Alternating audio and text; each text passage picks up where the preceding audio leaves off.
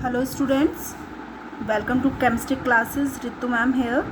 Students, today we will take our new topic from chapter 2 structure of atom, and it is feeling of orbitals in atoms. This is another one of the important topic from chapter 2. So feeling of orbital in atoms is mainly based on three principles, and these principles are Aufbau principle, Pauli's exclusion principle and Hund's rule of maximum multiplicity.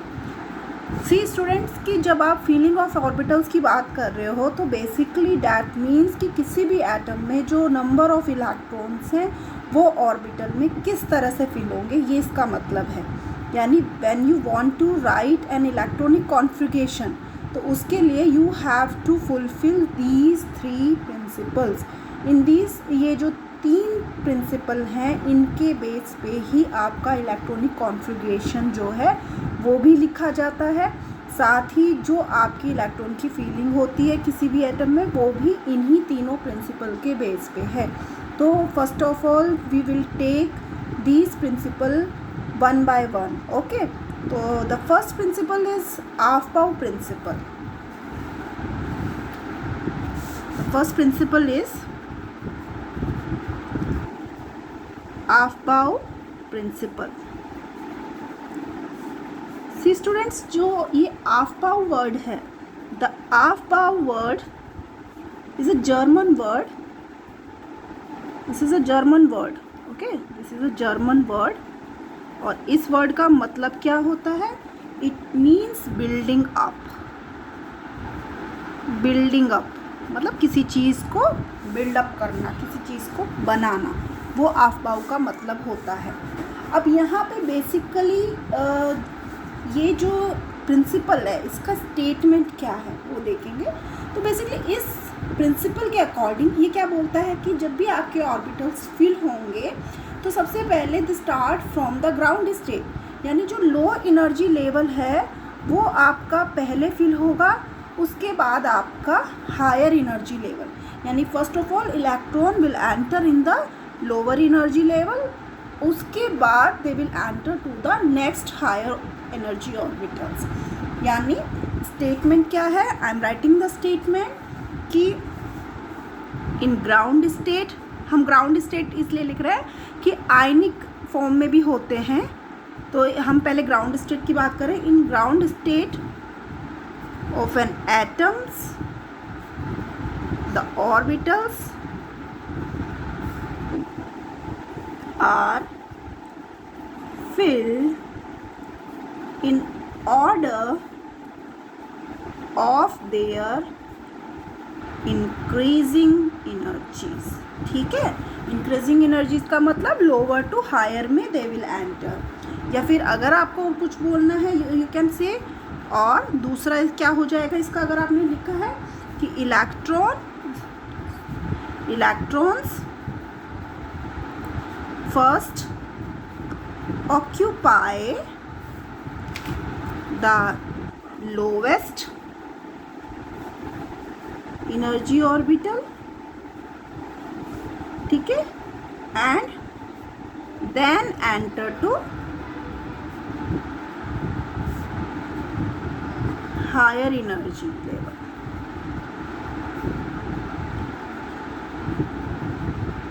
ठीक है, electron first occupy the lowest energy orbital and then enter into higher energy orbitals.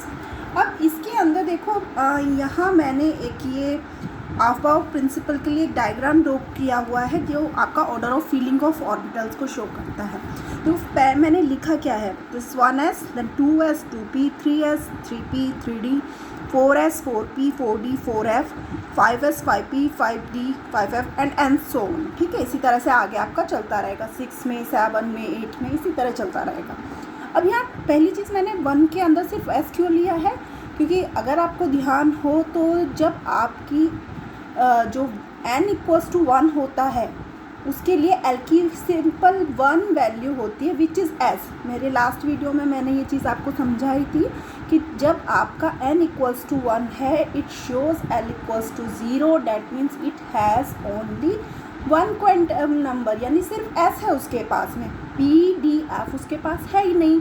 In the same way जब आपका second है तो उसके पास दो values हो जाएंगी, l equals to 0 and l equals to 1। तो 0 का मतलब एस और 1 का मतलब पी।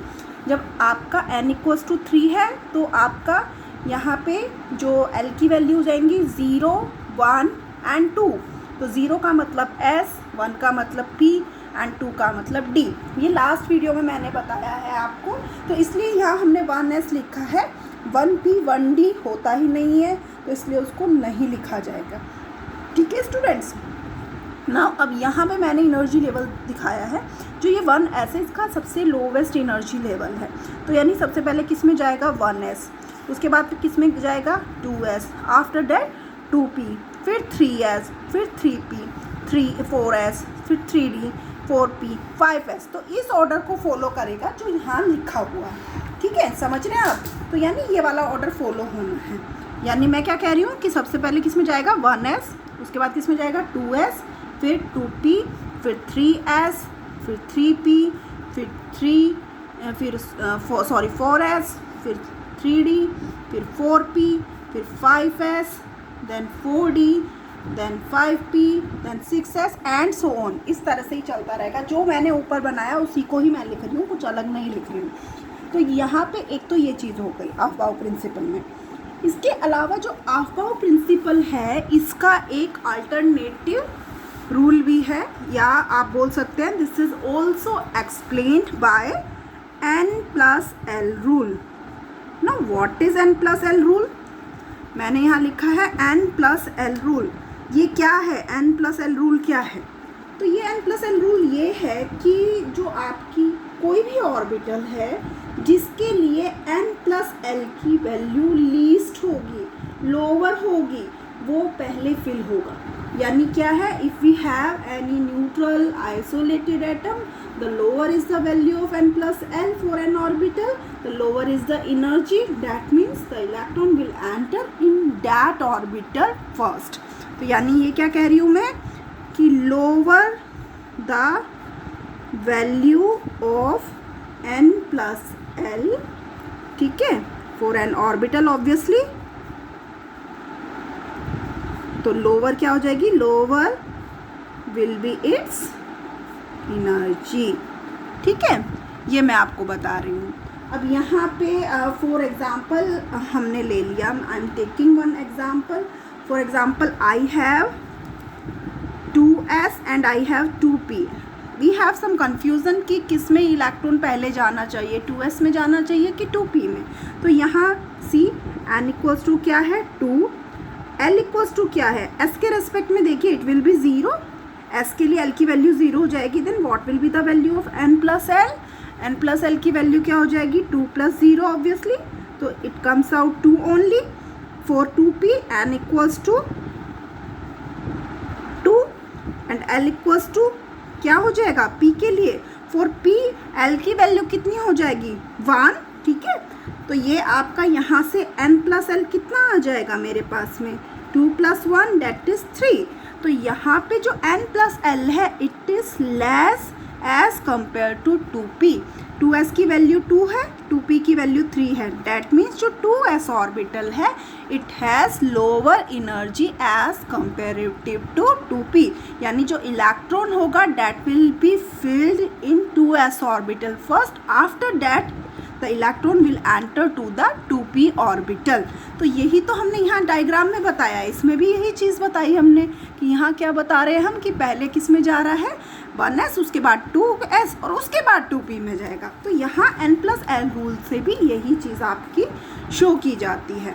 अब इसी N+L के लिए अब अगर आपकी किसी भी दो ऑर्बिटल के लिए वैल्यू सेम हो देन आपने क्या करना है, see I am taking one example. If I have, for example, I'm taking one example. For example, I have 3p and 4s, और यहाँ पे देखिएगा n इक्वल्स टू क्या हो गया 3, l equals to again p है, तो p के लिए l की वैल्यू l होती है, तो यहाँ से n+l कितना आ जाएगा 3 + 1, that means it comes out 4. Okay, and if we have 4s, n = 4, s = 0, that means n+l = 4 + 0, that means कितना आ गया आपके पास 4. अब अगर इस तरह का कोई केस है in which the n+l value is same for 2 orbitals, 3p के लिए भी वही आ रहा है, 4s के लिए भी वही आ रहा है, तब आपने क्या करना है, तब आपने देखना है कि यहाँ पे n किसके लिए लोअर है. ठीक है, अगर आपके पास n+l की सेम वैल्यू है, if for 2 orbitals n+l value is same, then आपने क्या चेक करना है, check value of n. Okay, तो ये जिसके लिए लोअर है, lower the value, lower will be the energy. Okay, अब यहाँ से मेरे पास 3p और 4s है, दोनों की वैल्यू सेम आ रही है, बट जो 3 है यहाँ n = 3 है, यहाँ n = 4 है, तो यानी आपका लोअर एनर्जी किसकी होगी, 3s की होगी. That means electron first enter to 3p, after that electron will go to 4s orbital. ठीक है, अब आप एक बार देखिए, मैंने अभी आपको पीछे क्या चीज़ दिखाई थी, यहाँ से देखिए मैंने क्या दिखाया था कि पहले 3p में जाएगा और फिर 4s में जाएगा, यही बताया है, चाहे डायग्राम से आप देख लीजिए, पहले 3p में जाएगा उसके बाद 4s में जाएगा. तो इस तरह से आपको अगर कहीं कंफ्यूजन है तो आप उसको देख सकते हैं. ठीक है, नाउ द सेकेंड रूल, ये हमारा फर्स्ट रूल कंप्लीट हो गया, that is Aufbau principle. The second principle is Pauli's exclusion principle. तो पाउलीज एक्सक्लूजन प्रिंसिपल अब देखेंगे हम कि क्या है. Second is the Pauli's exclusion principle. See, जो ये प्रिंसिपल है वॉज गिवन बाय पाउली. ठीक है, एक साइंटिस्ट का नेम है. तो पाउली ने क्या बोला कि जो आपका बेसिकली हमने लास्ट टाइम पे पढ़े भी हैं, 4 इलेक्ट्रॉन्स पढ़े हैं, 4 क्वांटम नंबर पढ़े हैं. तो ये जो है स्टेटमेंट, पहले तो ये 1925 में दिया था बाय जर्मन फिजिसिस्ट जिसका नाम आपका क्या है, बाय पाउली. ठीक है, PAULI, सॉरी. तो इनके अकॉर्डिंग ये क्या बोलते हैं कि no 2 electrons, this is the statement, see, no 2 electrons in an atom can have the same set of 4 quantum number. अभी मैं इसको एक्सप्लेन करूंगी कि क्या मतलब है इसका. ठीक है, क्या है स्टेटमेंट, क्या है, no 2 electron in an atom can have same set of 4 quantum number. इसका मतलब कि अगर आपके पास 2 इलेक्ट्रॉन हैं तो उनके लिए चारों क्वांटम नंबर की वैल्यू कभी भी सेम नहीं होगी. ठीक है, इसी कोई और क्या करके लिख सकते हैं, there is one more statement for this rule and it is an orbital can have maximum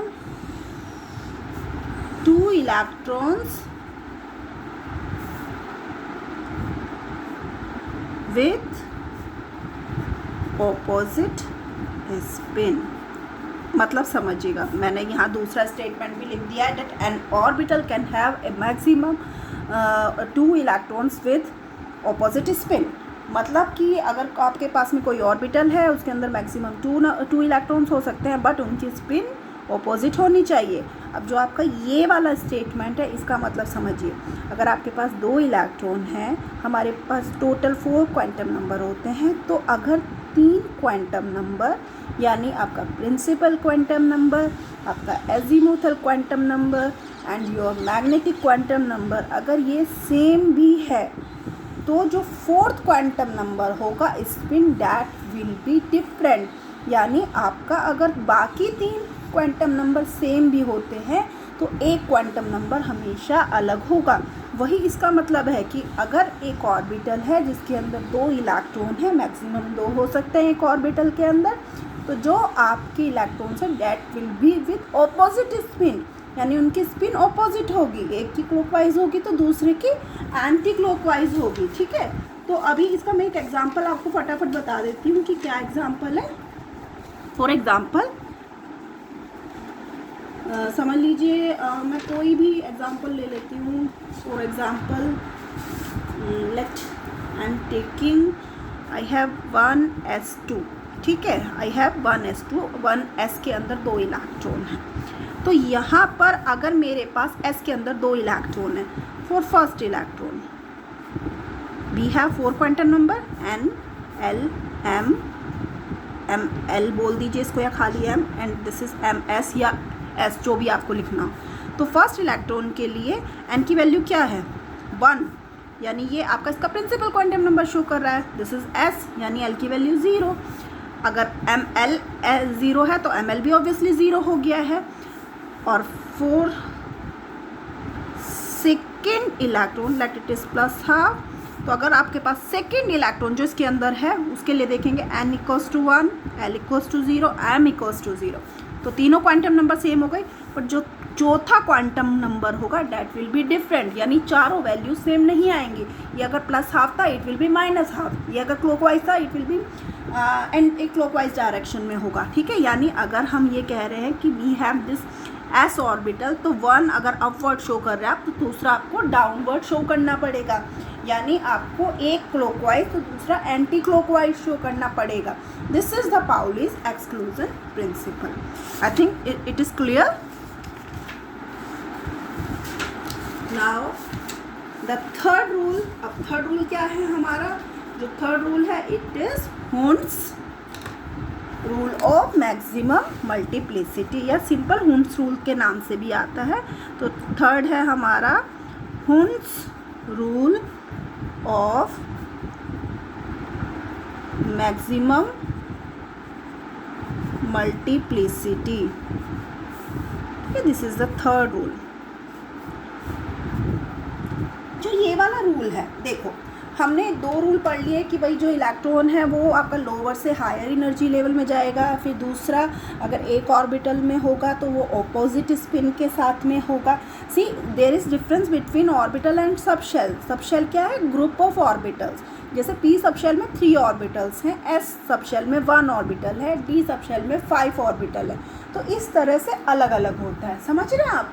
तो यहाँ से Hund's rule of maximum multiplicity में क्या है कि अगर आपका इलेक्ट्रॉन्स फिल होते हैं किसी भी सबशेल में, p में, d में या f में, तो पहले उनके अंदर वे सिंगली ऑक्यूपाई होंगे, उसके बाद ही उनकी पेयरिंग पॉसिबल है। यानी क्या कह रहे हैं हम कि देखो s में तो आपका एक ही ऑर्बिटल है तो पहले एक जाएगा फिर साथ के साथ दूसरा आ जाएगा, बट जब आप p d f में इलेक्ट्रॉन फिल करते हैं तो फर्स्ट वो आपके सिंगली ऑक्यूपाइड होंगे, उसके बाद ही उनका पेयरिंग स्टार्ट होगा। आई एम राइटिंग द स्टेटमेंट, उसके बाद थोड़ा एक्सप्लेनेशन। तो electron pairing in p, d and f orbitals cannot occur until each orbital of a given subshell contains 1 electron each or is singly occupied. This is the statement. ठीक है, तो यहाँ से आई am taking 1 example. For example अगर मेरे पास में I have to fill, मुझे P4 fill करना है, यानी P के अंदर मुझे 4 इलेक्ट्रॉन्स फिल करने हैं। सी आई हैव 2 पॉसिबिलिटीज़। ये P सबशेल हो गया, this is another P subshell. मैं 2 केस लेके चल रही हूँ। तो एक तो हो सकता है आपका 1 1 1 एंटर करे और उसके बाद आपका ये जाए, ठीक है। या दूसरी पॉसिबिलिटी क्या हो सकती है आपकी कि इस तरह से दोनों केस में 4 इलेक्ट्रॉन है, but according to Hund's rule ये नहीं होता, दिस इज रॉन्ग। क्या होना चाहिए, पहले singly occupied, after that pairing occurs, यही तो बोला है उन्होंने। तो इस तरह से आपका होना है, ना कि इस तरह से, दिस इज रॉन्ग। ठीक है, तो ये उनका स्टेटमेंट था कि इसके अकॉर्डिंग आपका होना चाहिए। ओके, तो यहाँ से इसके बाद ये हमारा कंप्लीट हो गया। नाउ द इम्पॉर्टेंट थिंग जिसके लिए हम ये सारी चीज़ें पढ़ रहे हैं, and it is electronic configuration. बहुत ही इम्पॉर्टेंट। ठीक है, इलेक्ट्रॉनिक कॉन्फ़िगरेशन के लिए ही हमने ये सारी चीज़ें पढ़ी हैं। तो बेसिकली इलेक्ट्रॉनिक कॉन्फ़िगरेशन की जब आप बात कर रहे हो बेटा, तो इसका मतलब क्या है? इलेक्ट्रॉनिक कॉन्फ़िगरेशन का मतलब है कि देखो, जैसे हम 10th क्लास तक लिखते हैं ना, कैसे लिखते हैं हम ऐसे के एलिमेंट शेल में इलेक्ट्रॉन शो कर देते हैं कि कितने कितने होते हैं। बट यहाँ थोड़ा सा आप लेवल ऊपर चले जाइए, यानी यहाँ पे आपको with respect to orbital show करना है। यानी किस तरह से शो करना है? NLX की फॉर्म में आपको इलेक्ट्रॉन्स को लिखना है। N का मतलब क्या है आपका? N आपको बहुत बार बता चुकी हूँ, नंबर ऑफ प्रिंसिपल शेल, यानी कौन सी शेल में है, कौन सी प्रिंसिपल क्वांटम नंबर है उसका। L मतलब कि कौन सा सब शेल है। ठीक है, सब शेल हो जाएगा यहाँ आपका, यानी P है, D है, S है, कौन सा है, इसका मतलब आपका SPDF लिखना है आपने। और X का मतलब आपका हो जाता है नंबर ऑफ इलेक्ट्रॉन्स, कि कितने नंबर ऑफ इलेक्ट्रॉन्स उस सब शेल में प्रेजेंट हैं। मीन्स अगर for example if I am writing 1s2, I am writing 1s2, इसका मतलब फर्स्ट प्रिंसिपल शेल है, यानी फर्स्ट शेल यानी के शेल के अंदर जो s ऑर्बिटल है उसके अंदर 2 इलेक्ट्रॉन प्रेजेंट हैं। अगर मैं इसको शो करना चाहूँ कि कैसे इसका हमने शो करना है, तो कैसे शो करूँगी? इस तरह से, क्योंकि s के अंदर एक ऑर्बिटल ही होता है, 2 इलेक्ट्रॉन शो कर दिए, तो ये इसका तरीका है। ठीक है, तो यहाँ से कुछ भी ले लीजिए आप। आई am writing from the simplest. ठीक है, हमने फॉर एग्जांपल बिल्कुल सिंपल ले लेते हैं, हाइड्रोजन हमने ले लिया। हाइड्रोजन का एटॉमिक नंबर कितना होता है? 1, तो यानी सिंपल कितना हो गया आपका? 1s1। ठीक है, तो बिल्कुल सिंपल है, इसमें कुछ नहीं है। अब थोड़ा सा ऊपर आ जाते हैं, we take carbon, carbon is 6, तो क्या हो जाएगा? 1s2। इसके बाद क्या आता है? अफबाउ प्रिंसिपल याद करो, 2s आता है, तो 2 यहाँ हो गए। s के अंदर आपके मैक्सिमम कितने हो सकते हैं? एक ऑर्बिटल है ना उसके पास, तो मैक्सिमम 2 इलेक्ट्रॉन्स हो सकते हैं। तो यानी ये s1s2, 2s2, 2p, टोटल देखो कितने हो गए? 2 and 2 4, what is remaining? 2, total 6 होने चाहिए, तो 2 2 4 2, तो यानी ये हो गया 1s2, 2s2 एंड 2p2। अब अगर आप इसको ड्रॉ करना चाहते हो तो क्या हो जाएगा? आप बना के देख लीजिए, ये हो गया, 2 के अंदर 2 हो गए, और P के अंदर यहाँ आप हुंड्स रूल को ध्यान रखना है, आपने पेयरिंग नहीं करनी है, बल्कि सिंगली ऑक्यूपाइड करके दिखाना है। फिर इसी तरह से if you have to write with respect to nitrogen, nitrogen is 7, तो क्या हो जाएगा? 1s2, 2s2 and 2p3। अब आपको बनाना है तो क्या बना देंगे आप? 1 में 2, 2 में 2, P में कितना हो जाएगा? 1 2 एंड 3। इसी तरह से आपके बाकी बनते चले जाएंगे। ठीक है ना, थोड़ा सा ऊपर आ जाते हैं हम, सोडियम का केस ले लेते हैं, 11 हो जाता है सोडियम, तो क्या लिखेंगे? 1s2, 2s2, 2p। अब P में मैक्सिमम कितने हो सकते हैं? P सब शेल के अंदर 3 ऑर्बिटल्स हैं, एक ऑर्बिटल के अंदर 2 इलेक्ट्रॉन हो सकते हैं, तो टोटल जो मैक्सिमम इलेक्ट्रॉन्स होंगे डेट विल बी 6। तो यानी यहाँ की क्या लिख दिया मैंने? 6, 2 2 4 एंड 6 10, तो कितना बचा? 11 है ना, तो यानी 1 बच गया है, तो इसके बाद क्या आएगा? 3s। ठीक है, तो 3s के अंदर 1 इलेक्ट्रॉन, तो इस तरह से आपका बन जाएगा। ठीक है, अब एक चीज़ और मैं आपको बता दूं, अगर आप इसको चाहें तो विद रेस्पेक्ट टू जो इनर्ट गैस होती हैं या जो नोबल गैसेस होती हैं उनके रेस्पेक्ट में भी लिख सकते हैं। देखो जस्ट लाइक अगर मेरे पास में नियॉन है, I have neon, neon is an noble gas, it is a noble gas. ठीक है, तो इसको लिख देंगे हम 1s2, 2s2, 2p6, राइट, इस फॉर्म में लिख सकते हैं नियॉन को। अब अगर आपका सेम ये यहाँ तक नियॉन वाला आ रहा है तो हम इसको Ne इस तरह से करके 3s1 इस तरह से भी लिख सकते हैं। इसका मतलब क्या है कि यहाँ तक आपका नियॉन था, इसलिए हमने शॉर्ट में Ne लिख दिया। तो बेसिकली जो आपका एलिमेंट है उससे जो पहले वाला नोबल गैस होता है वो हमेशा लिखा जाता है और फिर इस तरह से। ये बेसिकली देखो यहाँ तो छोटे छोटे आपके इलेक्ट्रॉनिक कॉन्फ़िगरेशन है, ये जनरली इसलिए बताया जाता है ताकि जो केसेस हैं जिसमें आपका इलेक्ट्रॉनिक कॉन्फ़िगरेशन काफ़ी बड़ा बड़ा है उनको लिखने में आसानी रहे, उनमें कोई प्रॉब्लम क्रिएट ना हो। ठीक है, अब यहाँ पे आई एम टेकिंग, थोड़े से ऊपर आ जाइए। अब फॉर एग्ज़ाम्पल अगर मेरे पास में समझ लीजिए आई हैव, मैं थोड़ा सा ऊपर चली जाती हूँ, मैंने ले लिया स्कैंडिनियम ले लिया। अब इसके अंदर डी की एंट्री होगी इसलिए मैं बता रही हूँ। तो 21, तो 21 है तो क्या हो जाएगा देखो 1s2 2s2 2p6 10 हो गए, 3s2 3p6 18 हो गए।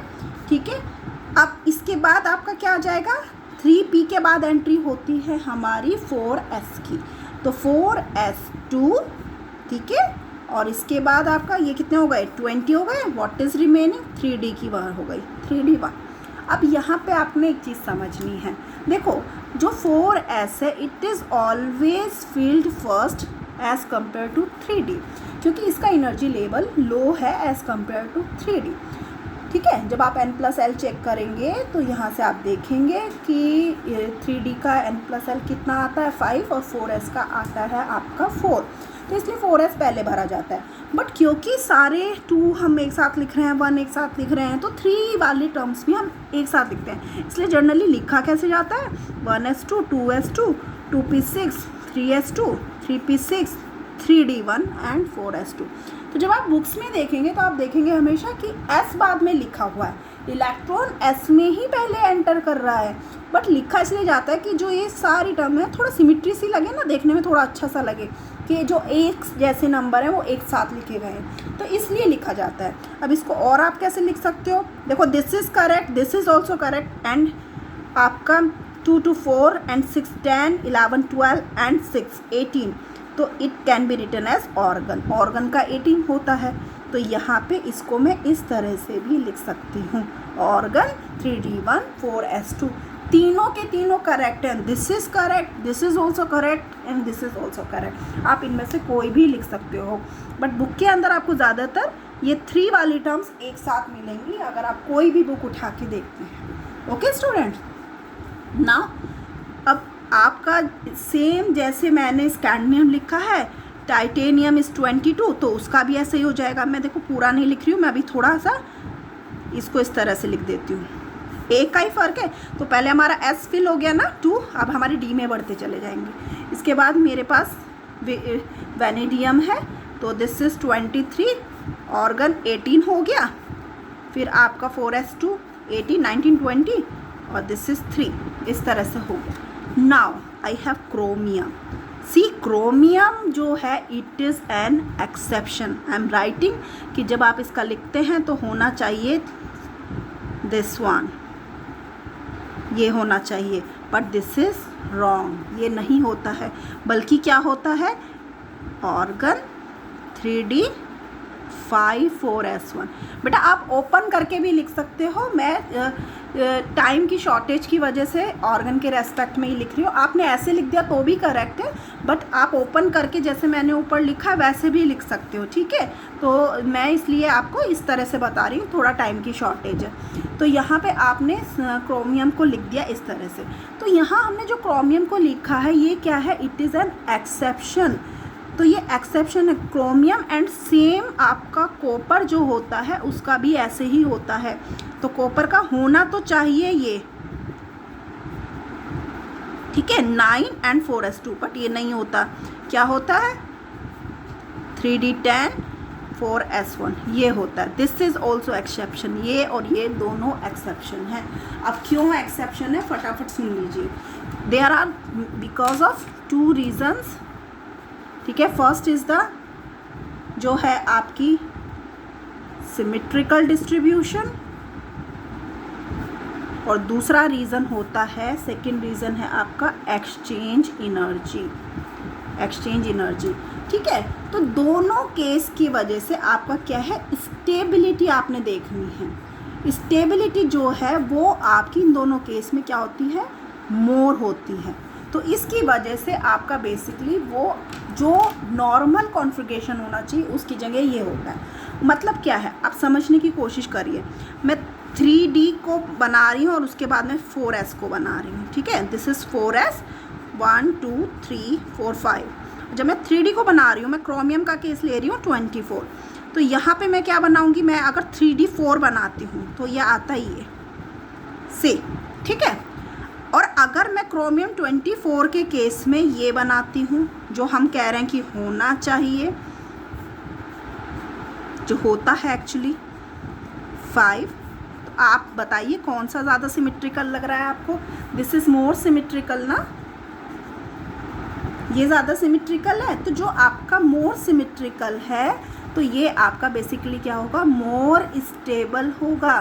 क्यों, बिकॉज सिमेट्री जो होती है ये क्या करती है, इट लीड्स टू स्टेबिलिटी, ये स्टेबिलिटी को लाती है। इस वजह से ये कोशिश करता है स्टेबिलिटी में आने की, सिमेट्री प्रोवाइड करता है। अब नाउ आपका एक दूसरी चीज़ जो मैंने आपको एक्सचेंज एनर्जी का बताया है वो मैं आपको समझा देती हूँ उसका क्या मतलब है। तो एक्सचेंज एनर्जी का मतलब एक्सचेंज एनर्जी का मतलब होता है, मैं एक बार आपको ड्रॉ करके बता दूँ फटाफट। एक्सचेंज एनर्जी है हमारे पास, we have 1 2 3 4 5, we have this one. ठीक है, तो 1 2 3 4, ठीक है, ये है हमारा। इन केस ऑफ क्रोमियम 24 अगर आप लिख रहे हैं ऑर्गन 3D 4 एंड 4S1 अगर आप ये लिख रहे हैं, तो एक्सचेंज एनर्जी का मतलब होता है कि जब आपकी जो ये स्पिन है ये आपस में इंटरचेंज हो, ये अपनी पोजीशंस को चेंज करें, तो उस टाइम कुछ एनर्जी रिलीज़ होती है जिसे हम एक्सचेंज एनर्जी कहते हैं। तो जितना ज़्यादा नंबर ऑफ एक्सचेंज हो पाएगा उतना ज़्यादा आपकी क्या होगी, एक्सचेंज एनर्जी होगी, और जितनी ज़्यादा एक्सचेंज एनर्जी होगी उतनी ज़्यादा स्टेबिलिटी होगी। तो जब ये वाला केस है जिसमें 4 हैं, इसमें जो आपकी एक्सचेंज होंगे, देखो ये इसके साथ एक्सचेंज हो सकता है, इसके साथ एक्सचेंज हो सकता है, इसके साथ एक्सचेंज हो सकता है, इसकी हम बात ही नहीं कर रहे हैं। तो कितने एक्सचेंज हो गए, 3 एक्सचेंज हो गए। ठीक है, अब दूसरा, ये तो हमने फर्स्ट इलेक्ट्रॉन के रेस्पेक्ट में कर दिया। अगर मैं सेकंड इलेक्ट्रॉन लेती हूँ तो I have the second electron, और अब इसको करती हूँ तो 1 and 2 एक्सचेंज हो गए। ठीक है, अब अगर मैं थर्ड पॉसिबिलिटी करती हूँ थर्ड इलेक्ट्रॉन के रेस्पेक्ट में, दिस इज़ 1 2 3 and 4, तो 1 एक्सचेंज हो गया। तो